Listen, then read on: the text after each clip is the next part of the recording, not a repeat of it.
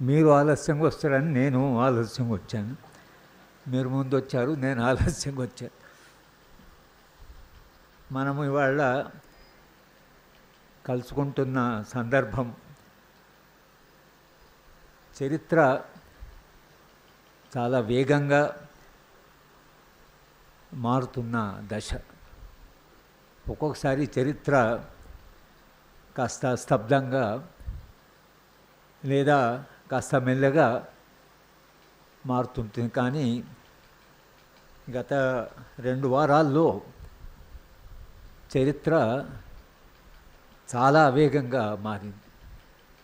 గతంలో ఎన్నడూ జరగని తీరులో ఒక విప్లవ పార్టీ అగ్రనాయకుడిని శాంతి చర్చలు జరుపుతామని మాట్లాడుతున్న సందర్భంలో ఒక్క మన రాష్ట్రంలో కాదు, దేశంలో భిన్న రాష్ట్రాల్లో ప్రజా ఉద్యమాలు జరుగుతున్నాయి.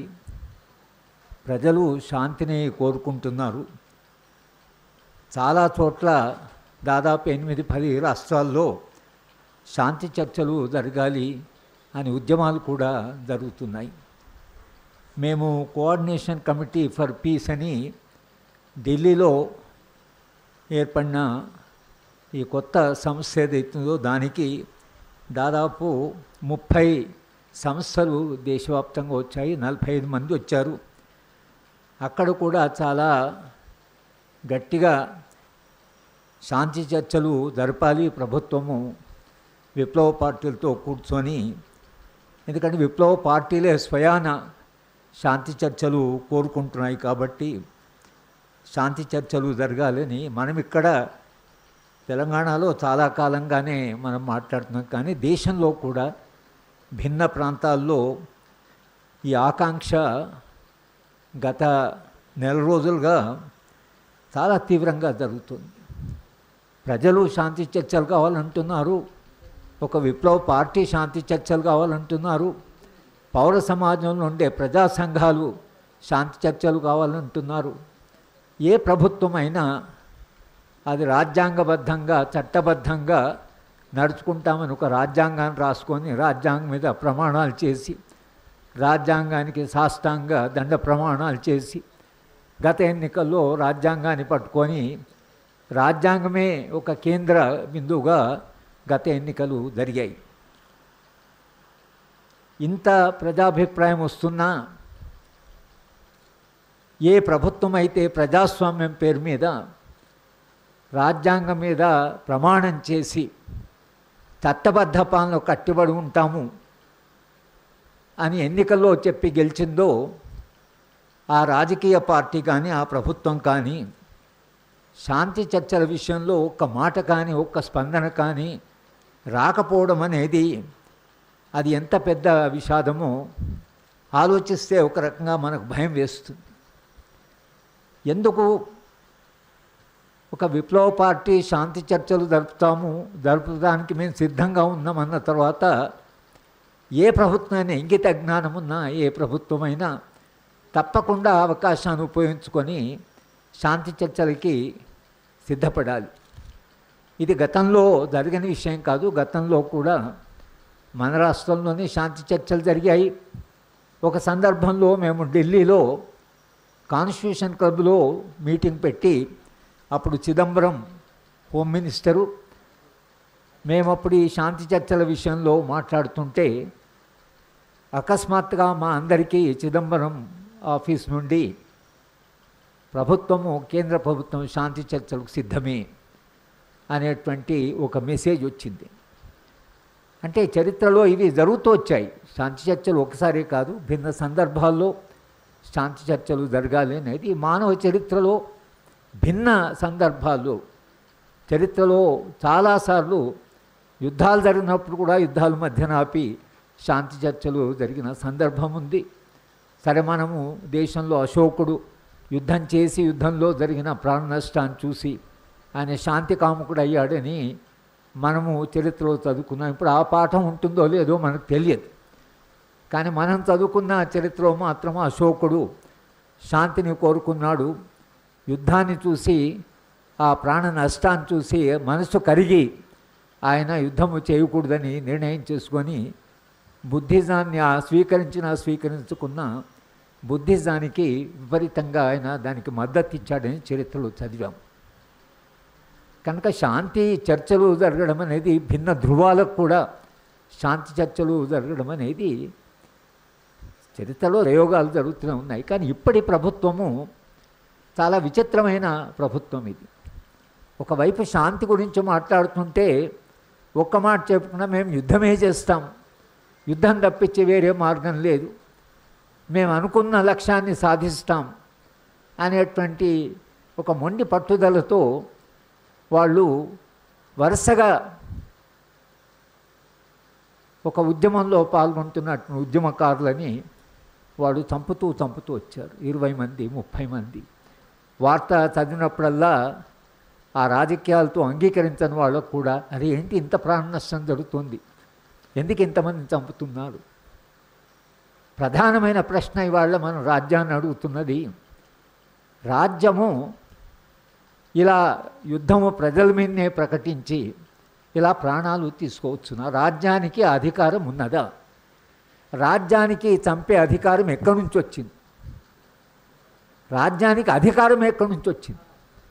ఇవాళ ఏ అధికారాన్ని వాళ్ళు చెలాయిస్తున్నారో ఆ అధికారము దాని మూలాలు ఎక్కడ, అది ఎక్కడి నుంచి వీళ్లకు సంక్రమించింది అనే ప్రశ్ననే అడగడం మానేశారు.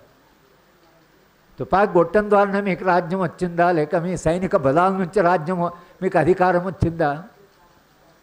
అధికారానికి మీరు రాహుల్ సంకృత్యాన్ని చదివితే ప్రభాకరన్ అనే రాజు పరిపాలిస్తున్నప్పుడు ప్రజలు ఈ ప్రశ్న అడిగారు, నీకు అధికారం ఎక్కడి నుంచి వచ్చిందని. నీకు అధికారం ఎక్కడి నుంచి వచ్చిందన్న ప్రశ్న ప్రజల నుంచి వచ్చినప్పుడు ఈ రాజు విపరీతంగా మదనపడి, అవును నిజమే, ప్రజలకు ఏదో జవాబు చెప్పాలి కదా, మనకు అధికారం ఎవరిచ్చారు, ఎక్కడి నుంచి వచ్చింది అనే ప్రశ్న అడుగుతూ అప్పుడు ఆయన తన భార్యతో ఈ ప్రశ్న ప్రజలు అడుగుతున్నారు, ఇక రాజ్యం నిలవడం చాలా కష్టము, కనుక కర్మ సిద్ధాంతాన్ని ధర్మాన్ని చెప్పి పోయిన జన్మలో మేము చేసుకున్న పుణ్యం వలన మాకు అధికారం వచ్చింది. ఇది డివైన్ రైట్ థియరీ అంటారు. అంటే అధికారము పోయిన జన్మ నుంచి, కర్మ నుంచి, లేదా దైవ దత్తమని అటువంటి సిద్ధాంతం చెప్తూ వచ్చాం. కానీ నాగరికత మారుతూ అంతిమంగా దేవుడు రాజ్యానికి ఒక అధికారం ఇచ్చేటువంటి అతను సాధికారత లేదు, దేవుడు రాజ్యానికి అధికారం ఇవ్వడు అన్నప్పుడు ప్రజల నుంచి అధికారం వస్తుంది అనేట్టు ఒక మౌలికమైన మార్పు. అది ఆ పాలకుల అవసరమే కావచ్చు, కానీ అధికారం అనేది తమకు ప్రజల ద్వారా వస్తుంది అనేది 17-18వ శతాబ్దంలో ఆ మార్పు వచ్చింది. అక్కడి నుంచే రాజ్యాంగ ప్రమాణం అంటే ప్రజలను పాలించేప్పుడు ఎట్లా పరిపాలిస్తారు, ప్రజలకు అనుగుణంగా ప్రజలకు మంచి శ్రేయస్సుకు ప్రజల కొరకే పనిచేస్తాము అనేటువంటి ఒక సిద్ధాంత పరంగానైనా ఈ మార్పు వచ్చింది. ఆ మార్పుతోనే రాజ్యాంగాలు రాసుకోవడము, నిజానికి ఒక చట్టబద్ధ పాలన కట్టుబడి కొన్ని ఆ నియమాలు ఏవైతున్నాయో రాజ్యం మీద ఉన్నాయి. రాజ్యం దగ్గర ఉండే లక్షలాది ఏ నిబంధనలు ఏ నియమాలు లేకుండా ఒకవేళ వాళ్ళని ప్రజల మీద వదిలేస్తే వాళ్ళు కొన్ని దేశాల్లో లక్షల మందిని, కొసావో అనే దేశంలో 1,30,000 మంది మహిళలను వాళ్ళు అత్యాచారం చేస్తారు. దాంట్లో 33,000 మంది మహిళలు వాళ్ళు ప్రెగ్నెంట్ అయ్యారు. అంటే ఒక్కసారి మీరు సాయుధ బలగాన్ని సమాజంలోకి వదిలేసిన తర్వాత ఇక సమాజం దాని వాళ్ళు ఎట్లా కంట్రోల్ చేయాలి? సమాజం దగ్గర ఏమున్నది, మన దగ్గర ఏమో ఆయుధాలు లేవు. ఒకే ఒక దేశం, నేను చాలా సందర్భాలు చెప్పాను, ఒకే ఒక దేశంలో ప్రజలు రాజ్యాన్ని పూర్తిగా నమ్మనేది అమెరికా. అమెరికాలో సివిల్ వార్ తర్వాత రాజ్యాంగం రాస్తున్నప్పుడు ప్రజలు తమ దగ్గర ఉండే ఆయుధాలను, ఎందుకంటే సివిల్ వార్లో ప్రజల దగ్గర ఆయుధాలు ఉన్నాయి, ప్రజలు తమ ఆయుధాలని రాజ్యానికి అప్పజెప్పాలి అని అన్నప్పుడు రాజ్యాంగం రాస్తున్నప్పుడు ప్రజలు ఆయుధాలను మేము ఇవ్వం, రాజ్యం మీద మాకు నమ్మకం లేదు, మా ఆయుధం మా దగ్గరే ఉంటుంది.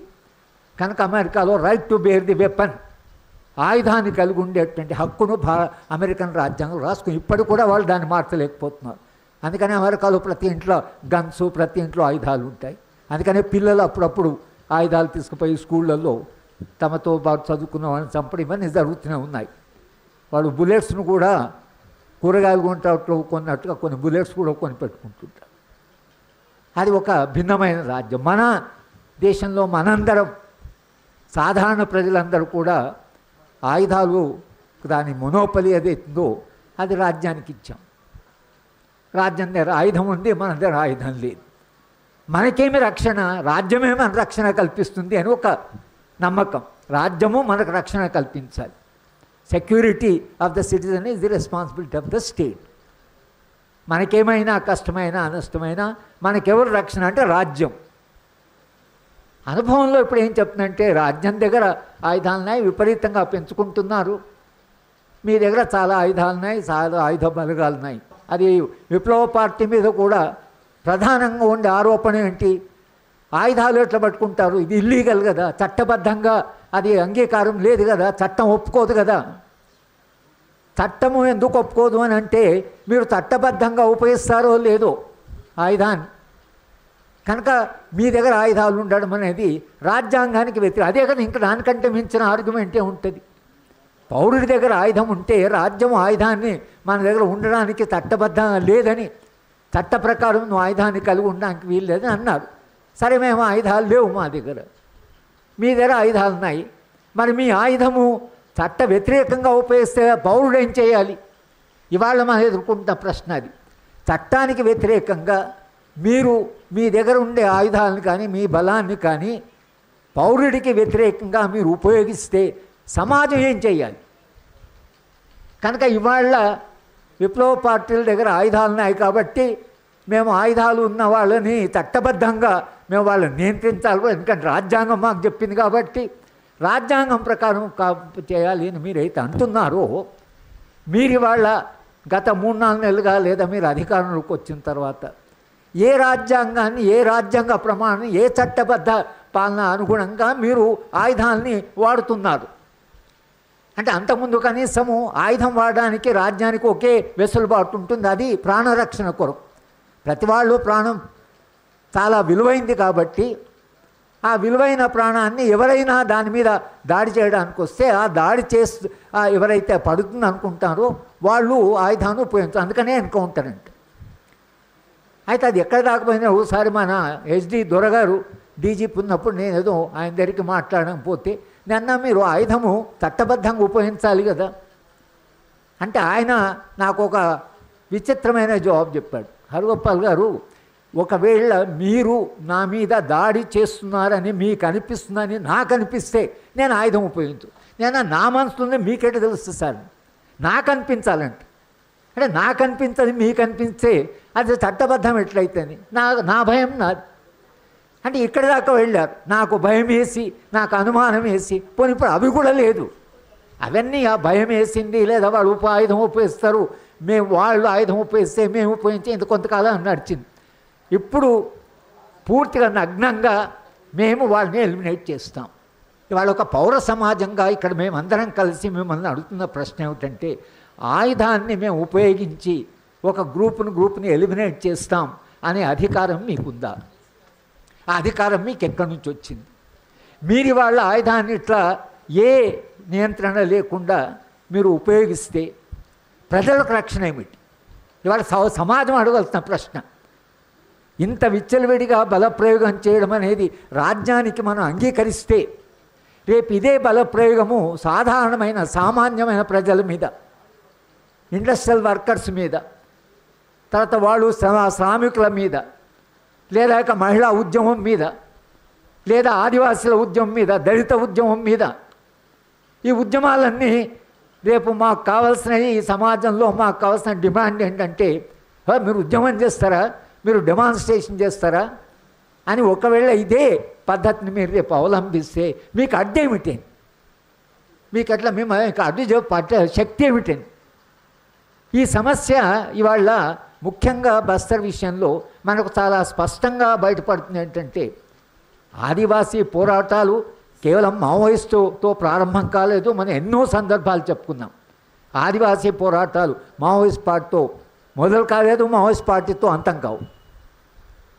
అవి 200 ఏళ్ళ నుంచి జరుగుతున్నాయి.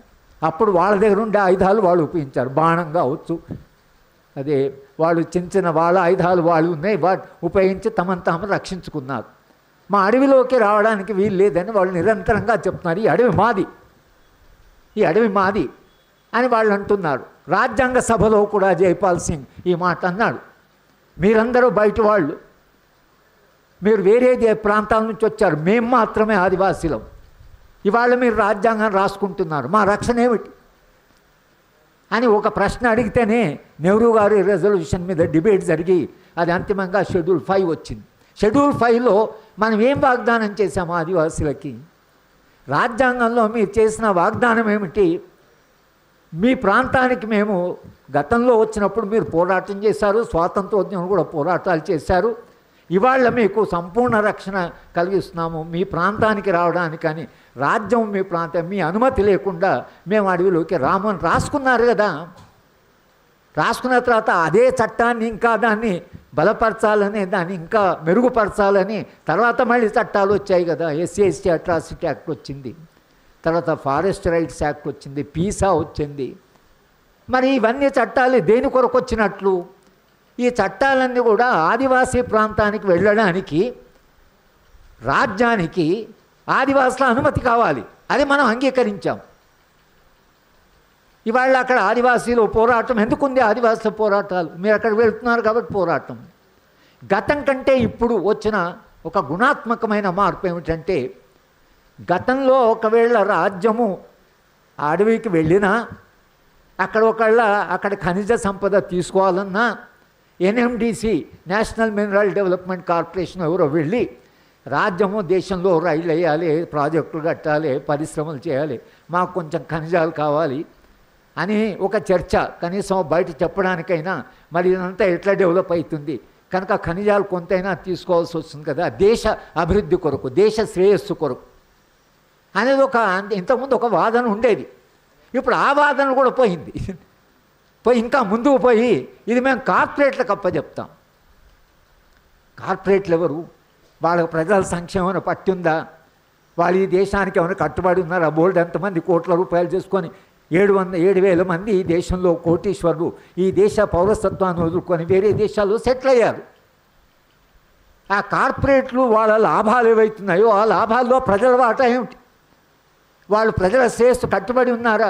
వాళ్ళ లాభాల కొరకని వాళ్ళు ఖనిజాలు తోకుంటామంటే మీరు అమాయకులైన ఆదివాసులు, స్వార్థం లేని వాళ్ళు, ఏ కోరికలు లేని వాళ్ళు, ఇంత వాళ్ళు నిరాడంబరంగా జీవిస్తున్న ఆదివాసీలు మీద ఒక స్వార్థపరులైన డబ్బులు చేసుకుంటూ లాభాలు చేసుకుంటూ ఆ లాభాలు భిన్న మార్గాల ద్వారా చేసుకున్నటువంటి కార్పొరేట్కి అమాయకుడైనటువంటి ఆదివాసీ సంపదను మీరు అప్పచెప్తున్నారు. ఈ ప్రశ్న మనం అడుగుతున్నాం. మీరు కార్పొరేట్ స్పష్టంగా చెప్తున్నారు. ఇవాళ హోమ్ మినిస్టర్ గారు స్టేట్మెంట్ ఇచ్చారు, బస్తర్ ఖాళీ అయిపోయింది, అది నక్సల్ ఫ్రీ అయిపోయింది కనుక ఇప్పుడు ఎవరైనా వెళ్ళొచ్చు. రోడ్లు వేశారు, రైల్వే లైన్ వేస్తున్నారు. ఎవరి కొరకు? ఎందుకొరకు? కార్పొరేట్ అభివృద్ధి నమూనాలో ఎవరి శ్రేయిస్తుందనేటువంటి మౌలిక ప్రశ్న ఇవాళ మనం అడగవలసి వచ్చింది. ఇవాళ కేవలం బస్తర్లో జరుగుతున్న పోరాటమే కాదు, ఇవాళ జరుగుతున్న అమరత్వమే కాదు, ఇది రాజ్యము, రాజ్య స్వభావము, సమాజము, ప్రజాస్వామ్యము, మనందరితో రాజ్యం చేసుకున్న ఒప్పందము, వీటి భవిష్యత్ ఏమిటి? ఇవాళ మీరు ఏం గ్యారెంటీ ఇస్తారు మాకు? కనుక మీరు ఆయుధాలను ఉపయోగించేప్పుడు మీరు చట్టబద్ధంగా ఉపయోగించకపోతే సమాజానికి ఇది సమాజం ఆలోచించాలి. భారత సమాజం వాళ్ళు ఆలోచించవలసింది బస్తర్లో ఏం జరుగుతున్నది, బస్తర్లో జరుగుతున్నది మీరు ఎందుకు ఆందోళన పడాలంటే అది అక్కడ ఆగదు అనేది మాకు అర్థం కావాలి. వేరే దేశాల్లో జరిగింది ఏమిటి? ఒక్కసారి రాజ్యానికి మనము హద్దులు దాటి ప్రవర్తించేటువంటి ఒక అధికారాన్ని లేదా మన సమ్మతిని తెలిపితే, సమ్మతి అంటే మాట్లాడకుండా ఏదో జరుగుతుంది అక్కడ జరగదు, మనకేం తెలుసు, మనకేం సంబంధం అని అనుకునే వాళ్ళు ఉంటారు సమాజంలో. కానీ నీకు మనకేం సంబంధం అంటే అది మన దాకా వస్తుందని అనేది పౌర హక్కుల సంఘాలు, ప్రజా సంఘాలు నిరంతరంగా చెప్తున్నాయి. మీరు చాలా జాగ్రత్తగా ఉండాలి, మీరు చాలా విజిలెంట్గా ఉండాలి, మీరు రాజ్యం పట్ల చాలా జాగ్రత్తగా ఉండాలి, రాజ్యము తన అధికారం యొక్క హద్దులను దాటినప్పుడు మీరు దాని గురించి మాట్లాడాలి, దాని గురించి నిరంతరంగా అడగాలి, అట్లా మారినప్పుడు అది మారకుండా చేసే ఉద్యమాలు ఉండాలి. అవి లేకపోతే రేపు భారత సమాజం యొక్క భవిష్యత్తు ఏమిటనే ఆందోళన మనందరికీ ఉంది ఇక్కడ కూర్చున్నవాళ్ళు. అది శాంతి చర్చలు జరుపుతామన్న సందర్భంలో కూడా బాబు నేనైతే కూర్చొని మాట్లాడతాం, సమస్యలు నేను చెప్తామన్న సందర్భంలో కూడా ఉపయోగించారంటే ఇంకా ఏ హద్దులు ఏ నియమాలు లేనట్లే కదా. మేము శాంతికి మీరు రాండి, అసలు ఆయుధాల సమస్యనే కదా మాట్లాడుకున్నాం, రాండి, మీ సమస్యలు ఏంటో మా సమస్య మేము చెప్తాం.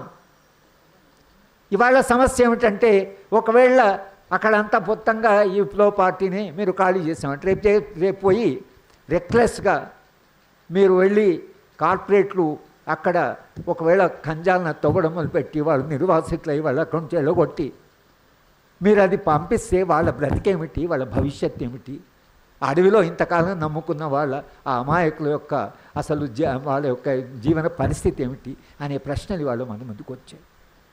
మనం కేవలం మావోయిస్ట్ పార్టీ గురించే కాదు మనం మాట్లాడుతున్న ఆదివాసుల గురించి, ఆదివాసీ పోరాటాల గురించి. మీరు అందరూ మావోయిస్ట్ అనొచ్చో ఏమనొచ్చు, మేము మావోయిస్టు కాదు, మావోయిస్ట్ పార్టీ దేని కొరకుందో చెప్తున్నాం, ఆ ఉద్యమం ఎందుకు కొరకు వచ్చిందో చెప్తున్నాం, గతంలో ఉద్యమాలు ఎందుకు వచ్చినాయో చెప్తున్నాం, ఆదివాసీ పోరాటాలు 200 ఏళ్ళు ఎందుకు జరిగినాయో చెప్తున్నాం. స్వాతంత్రం వచ్చిన తర్వాత, రాజ్యాంగం వచ్చిన తర్వాత ఆదివాసీ పోరాటాలు ఆగాలి. ఎందుకంటే మనము చెప్పింది ఏంటంటే మీ అనుమతి లేకుండా మేము రామని చెప్పాం, అయినా మీరు చేస్తున్నారు. ఇది ఒక. రెండవది, ప్రపంచంలో వాతావరణము విపరీతంగా పెరిగిందని 1.6 సెంటీగ్రేడ్ మీద పెద్ద చర్చ జరుగుతుంది ప్రపంచవ్యాప్తంగా. ఇంకా ఇది కొంచెం దాటితే ఇప్పుడున్న ఉష్ణోగ్రత గ్లేషియర్స్ అంటే మంచు ఏదైతుందో అది కరిగి మంచు అంటే గుట్టనే కదిలి వస్తున్నది, పర్వతమే ముందు కదిలి వస్తున్నది. ఆ గ్లేషియర్ పోతే నిజానికి మొత్తంగా వాతావరణం 50 డిగ్రీలు అవుతుందో 55 డిగ్రీలు అవుతుందో తెలియదు, జీవించడమే కష్టమైపోతుంది. ఈ వాతావరణాన్ని కాపాడుతున్నది ఎవరు?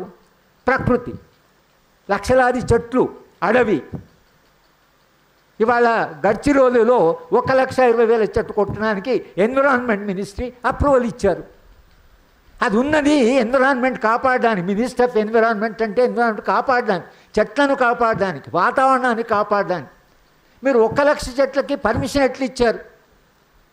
అక్కడ 1,00,000 చెట్లు అయితే ఇప్పుడు బస్తర్లో 2,00,000 చెట్లు మళ్ళీ పెడతారట. ఎక్కడ పెడతారు? 1,00,000 చెట్లు అడవినే ఉంది చేసి 1,00,000 చెట్లు పెట్టాం. ఎక్కడుంది స్థలం? ఎక్కడ పెడతారు? ఎన్నడూ పెరగాలి అంత చెట్లు. ఎంతకాలం ఆ లోపల 1.6 దాటి ఒకవేళ గ్లేషియర్స్ ఇదైతే రేపు మనుషులు ఇట్లా యుద్ధాలు కాకుండా వాతావరణం వల్లనే చనిపోవచ్చు. విపరీతంగా నిలబడిన తర్వాత మనం భరించలేము. ఒక్క దశ వరకే మానవ శరీరం సిద్ధంగా ఉంది. ఆ తర్వాత మరి లక్షలాది చెట్లను కూలగొట్టొచ్చునా? దేని కొరకు కూలగొడుతున్నారు? వాడిని ఎందుకు నరుకుతున్నారు? ఎందుకు నరుకుతున్నారంటే ఆ చెట్ల కింద ఖనిజాలు ఉన్నాయి, ఖనిజాలు కార్పొరేట్ కావాలి, కార్పొరేట్కి తొందరగా అప్పచెప్పాలి, తొందర. మనమే చివరి తరమా? ఇది మన 220 జనరేషన్ మాది మానవ సమాజం పుట్టిన తర్వాత. ఫ్యూచర్ షాక్ ప్రకారము 220 జనరేషన్. ఇంకా తర్వాత జనరేషన్ ఉండవా? మనుషులు ఉండరా ప్లానెట్ మీద? నువ్వే అసలు అన్నీ తీసుకొని అంతా కన్జ్యూమ్ చేస్తే రేపు భవిష్యత్ తరాల సమస్య. మేము కూడా మనుషులుగా గత తరాలు మాకిచ్చిన సంపద వారసత్వము అది వాళ్ళు మాకిచ్చి ఈ మాత్రం శీతోకృష్ణ వాతావరణం ఇచ్చిపోయారు. రేపు మనము మన తరం భవిష్యత్ తరాలకు ఇచ్చేది ఏమిటి? రేపు నిజంగానే భవిష్యత్ తరాలు ఉష్ణోగ్రత పెరిగి మనుషులు పిట్టల్లాగా చనిపోతుంటే వాళ్ళు మన అందరి గురించి ఏమనుకుంటారు? ఎటువంటి మనుషులు వీళ్ళు, అసలు మా పోయిన తరాలు ఏంది మనకి తయారు చేశారు, ఇది మనుషులేనా అని ఈ తరం మీద వచ్చే తరాల యొక్క ఆరోపణలు కానీ లేకపోతే వాళ్ళ క్రిటిసిజం కానీ విపరీతంగా ఉండబోతున్నది. వాళ్ళు మనని అసహించుకోవచ్చు కూడా. ఏం చేసిపోయారు, ఇట్లా చేసిపోయారు. కనుక ఒక భవిష్యత్తు పట్ల కూడా ఒక బాధ్యత ఉంటుంది కదా, ప్రభుత్వానికి భవిష్యత్తు పట్ల కూడా బాధ్యత ఉంటుంది కదా. అటు వాతావరణం చూసినా లేక ఇట్లా ట్రైబల్ జీవితాన్ని గురించి చూసినా, ఇటు ప్రజాస్వామ్యాన్ని గురించి ఆలోచించినా ఇటు చట్టబద్ధ పాలన గురించి ఆలోచించిన, రాజ్యాంగాలు చేసిన వాగ్దానాల గురించి ఆలోచించిన ఈ అన్ని విలువలు కూడా ఇవాళ విధ్వంసంలో ఉన్నాయి. ఇవన్నీ విధ్వంసం అవుతున్న తరుణంలో మనం ఇక్కడ కలిసాం. కేవలం మనం ఒక యాంగిల్ నుంచి మనం అన్ని కాంప్రహెన్స్గానే మనం మాట్లాడుతున్నాం. ఓల్డ్ స్టూడెంట్స్ ఎవరైతున్నారో, గతంలో ఈ పార్టీలలో ఈ విశ్వాసాలు ఉన్నవాళ్ళు, సరే వాళ్ళ వేరే వేరే వృత్తుల్లో వేరే వేరే కార్యక్రమాలు ఉన్నారు. అయినా ఆనాడు వాళ్ళకున్న విశ్వాసాల వలన, ఆనాడు వాళ్ళు నిలబడ్డ విలువల వలన ఇవాళ వేరే వేరే వృత్తిలో ఉన్నా, అరే మనకు బాధ్యత ఉంది కదా, మనమేనా చేయాలి కదా, మనం సైలెంట్ ఉండకూడదు, ఒక కాలంలో ఈ విశ్వాసాల కొరకు మనం నిలబడ్డాం కదా, మళ్ళీ మనం ఒకసారి కలిసి మన గత విలువల్ని, విశ్వాసాలను గుర్తు చేసుకుంటూ మనకు చాతనైనంత, మనకు వీలైనంత మనం సభలు పెట్టుకొని, సదస్సులు పెట్టుకొని భవిష్యత్ తరాలని హెచ్చరిక చేస్తూ, ప్రభుత్వాన్ని నిరంతరంగా ప్రభుత్వంతో సంభాషిస్తూ, ప్రభుత్వాన్ని ఒత్తిడి పెడుతూ శాంతి చర్చలు జరపడం, అది ఎన్నో కారణాల వల్ల అవసరం కనుక. శాంతి చర్చలు జరిపితే ఏం జరుగుతుంది అంటే, శాంతి చర్చల్లో ప్రధానమైన అంశాలు బయటకు వస్తాయి. మీరు రేపు ఖనిజాలు తవ్వితే ఆదివాసులు నిర్వాసితులు అవుతే వాళ్ళ భవిష్యత్ ఏమిటి చర్చల్లో వస్తుంది. శాంతి చర్చ అంటే అదే కదా. వాళ్ళు శాంతియుతంగా జీవిస్తారా, వాళ్ళకు మీరు ఆల్టర్నేటివ్ ప్రత్యామ్నాయం ఏం చూపిస్తారు ఆదివాసులకి, మీరు చూపించే అభివృద్ధి నమూనా ఏమిటి, మీ అభివృద్ధి నమూనా చూస్తే మాకు ఈ డైరెక్షన్లో పోతున్నది, ఇట్లా పోతే ఆదివాసులు రేపు ఈ పరిస్థితి వాళ్ళది అధ్వానం కాబోతుంది, మీరు ఏం చేస్తారో మాకు చెప్పండి, సమాజానికి చెప్పండి ఏం చేస్తారు. శాంతి చర్చలు అంటే కొన్ని విలువల గురించి, కొన్ని మూలాల గురించి, సమాజం ఎట్లా ఉండాలనే దాని గురించి చర్చలు వస్తుంది. వాళ్ళు చర్చించకపోతే ఇద్దరు కూర్చొని మనం చర్చిస్తాం బయట. కనుక ఈ విలువలని రక్షించడం కొరకైనా ఇవాళ మనందరం మాట్లాడవలసిన అవసరం వచ్చింది. సమాజంలో ఎంత కాదన్నా ఒక చలనం వచ్చింది, మాట్లాడని వాళ్ళందరూ కూడా మాట్లాడుతున్నారు. చాలామంది ప్రశ్నలు అడుగుతున్నారు, ఏంటి ఇంత అన్యాయమా, పోనీ కనీసం చనిపోయిన వాళ్ళకి శవాలు కూడా ఇవ్వరా, శవాన్ని ఇవ్వరా. వాడు బేలా భాట్యం అని చెప్తోంది, మాకు మీటింగ్ అయితే ఆమె పాపం బూడిద తీసుకోవడానికి పోయారు. అది కూడా మన దగ్గర విశ్వాసం కుటుంబాలకు. కానీ అందరిని ఒక చోట ఎవరికి కాల్చారు, ఎవరి బూడిద ఎవరిదో తెలియదు, ఏది తీసుకోవాలన్నో తెలియదు. సరే అందరి బూడిద తీసుకొని అందరూ అమరులే కాబట్టి అదే పెట్టుకొని ఇంట్లో పెట్టుకొని, లేకపోతే అది గంగలోను కృష్ణలోను కలిపి వాళ్ళ విశ్వాసాలు, తల్లిదండ్రుల విశ్వాసాలు, బంధువుల విశ్వాసాలు, ఆ విశ్వాసాలను కూడా గౌరవించడం లేదు. అది కూడా హిందుత్వలో భాగంగా వచ్చిన విశ్వాసమే కదా. కనీసం ఆ విశ్వాసాన్నైనా గౌరవించాలి కదా. తల్లిదండ్రులు, బంధువులు వస్తే కనీసం ఆ బూడిదైనా కాస్త జాగ్రత్తగా వాళ్ళకి అది కూడా చేయడానికి సిద్ధంగా లేరంటే ఒక అమానవీయమైన, అమానుషమైనటువంటి ఒక ఏదైతే ప్రవర్తన ఉందో, సమాజం అమానవీయంగా మారడం, సమాజము సాయదు హింసనే కాదు, సమాజం అమానవీయంగా మారడం, ఏ విలువల్ని గౌరవించకుండా, ప్రాణాన్ని గౌరవించకుండా, శవాన్ని గౌరవించకుండా, బూడిదని కూడా గౌరవించకపో. ఏమైపోయావు నువ్వు మనిషి, నువ్వు మనిషిగా ఏమైపోయావని, మానవత్వం ఏమైందని, మనిషిలో ఉండే స్పందన ఏమైందని, ప్రేమ ఏమైందని. అంటే ఇవి విలువలు ఏవైతున్నాయో, ప్రేమించడం కానీ, కలిసి జీవించడం కానీ, దుఃఖపడడం కానీ, చనిపోతే బాధపడడం కానీ, ఇవన్నీ మానవ విలువలే కదా. వాళ్ళు కూడా మనుషులే కదా, బాధపడారే పాపము. శవాలను ఇవ్వకపోతే తల్లిదండ్రులు, బంధువులు వచ్చి అడిగారు, శవాన్ని ఇవ్వాలి అని మీకు అనిపించలేదు.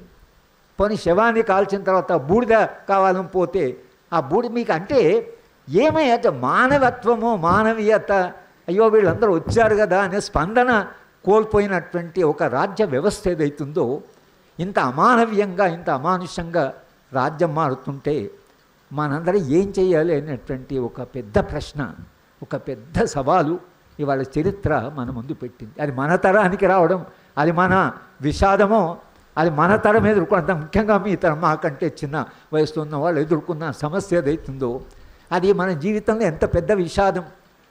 పోరాటాలు జరుగుతున్నప్పుడేమో చాలా స్ఫూర్తి పొందాయి, కానీ పోరాటాలు నువ్వు ఇలా వచ్చే రాజ్యము ఇట్లా చేస్తుంటే ఆ రాజ్యానికి ఏమాత్రం విలువలు లేకుండా పోతే ఇటువంటి అమానవీయమైన రాజ్యాన్ని ఎట్లా మనం ఎదుర్కొంటాం అనేటువంటి ప్రశ్న ఏదైతుందో యువతరానికి, ముఖ్యంగా విద్యార్థులకి, యువకులకి ఇది మరింత పెద్ద ప్రశ్న. ఎందుకంటే వాళ్ళ తరము ఎదుర్కొనే ప్రశ్నలు మరింత కఠినమైన ప్రశ్నలు.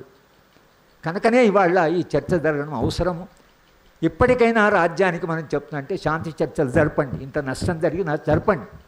శాంతి చర్చల్లో ఏం ప్రశ్నలు వస్తాయి వినండి, మీ విధానాలను ఆలోచించండి. భవిష్యత్తు ఏం జరుగుతుందో మీరు చెప్పండి. మేము చెప్తున్నాం భవిష్యత్తు చాలా దుర్మార్గంగా మారుతుంది, చాలా సంక్షోభంలో పడిపోతుంది అని మేము చెప్తున్నాం. మాకుండే అవగాహన మీరు చెప్పండి. మీరు ఎటువంటి సమాజం నిర్మాణం చేస్తారు, మీ సమాజంలో మనిషి ఎట్లుంటాడు, మీ సమాజంలో మానవ సంబంధాలు ఏమిటి, మీ సమాజంలో ఆదివాసీ ఎట్లా ఉంటాడు, మీ సమాజంలో అడవి ఉండదు, మీ సమాజంలో ఉష్ణోగ్రత పెరుగుతుంది, అది మేము చెప్తున్నాం. మీరు చెప్పండి. మీ అభివృద్ధి వలన ఏమీ లాభాలు జరుగుతాయో, మనిషి భవిష్యత్తు ఏమిటో మీరు చెప్పండి. ఇది చర్చ. శాంతి చర్చ అంటే ఇదే కదా. ఈ శాంతి చర్చ జరపమని ఇంత అన్నవాళ్ళు ఒక్క మాట ఇంతవరకు మాట్లాడలేదు. కానీ అది వాళ్ళు మాట్లాడలేదని మనం మాట్లాడకుండా ఉండడం అనేది ప్రమాదం. కనుక ఇవాళ మనం ఈ సదస్సు పెట్టుకొని మరొకసారి రాజ్యానికి మీరు శాంతి చర్చలు జరుపుతామని వాళ్ళు అన్నారు. కాబట్టి మీరు సమాజం మంచి కొరకైనా లేదా భవిష్యత్తు కొరకైనా శాంతి చర్చలు జరపండి. ఇది చారిత్రక అవసరం అని మనం మరొకసారి చెప్తూ ఈ సభ నిర్వహిస్తున్న వాళ్ళందరికీ కూడా అభినందన చెప్తూ నేను సెలవు తీసుకుంటాను.